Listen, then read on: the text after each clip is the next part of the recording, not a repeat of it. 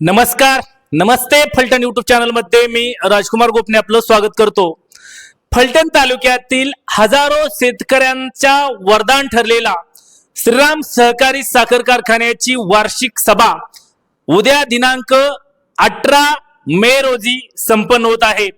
हे होत असताना गेल्या तब्बल 20 वर्ष जवाहर उद्योग समूहाकडे चालवण्यासाठी असलेला हा श्रीराम सहकारी साखर कारखाना यावेळी आता पुन्हा एकदा आता नव्याने कोणाकडे चालवाय जाणार की स्वतः या ठिकाणी राजेगट चालवणार याकडे संपूर्ण तालुक्याचं लक्ष लागून राहिलेलं आहे.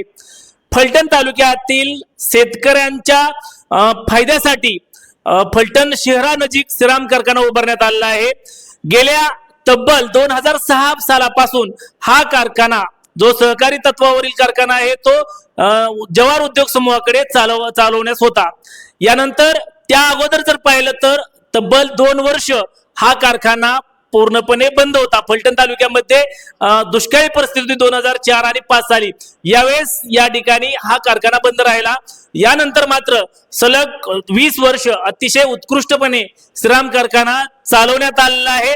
फलटण तालुक्यामध्ये हा एकमेव सहकारी तत्वावरचा कारखाना आहे. एकंदरीत 4 कारखान्यापैकी श्रीराम सहकारी कारखाना हा सहकारी तत्वावरचा आहे. या कारखान्याच्या संचालक मंडळाची मुदत गेल्या वर्षभरापूर्वी संपलेली आहे. मात्र न्यायालयीन प्रक्रियेमुळे याची निवडणूक लांबणीवरती पडलेली आहे. याबाबतच्या तारखा मुंबई उच्च न्यायालयात चालू आहेत. सध्या या कारखान्याचे चेअरमन डॉक्टर बाळासाहेब शेंडे हे काम पाहत आहेत. अतिशय उत्कृष्टपणे चाललेला हा कारखानाचा करार आता जवाहर उद्योग समूहाकडून संपला असल्याचं सूत्राकडून माहिती मिळत आहे.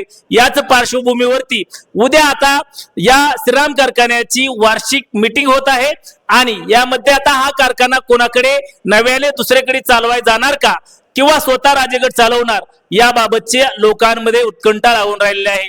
राजेगटाचे ज्येष्ठ नेते आणि महाराष्ट्र विधान परिषदेचे माजी सभापती आमदार श्रीमंत रामराजे नाईक निंबाळकर, त्याचबरोबर सातारा जिल्हा परिषदेचे माजी अध्यक्ष श्रीमंत संजीवराजे नाईक निंबाळकर, त्याचबरोबर फलटण कृषी उत्पन्न बाजार समितीचे सभापती श्रीमंत रघुनाथराजे नाईक निंबाळकर यांच्या मार्गदर्शनाखाली डॉक्टर बाळासाहेब शेंडे हे या कारखान्याचे यशस्वी चेअरमन म्हणून काम पाहत आहेत.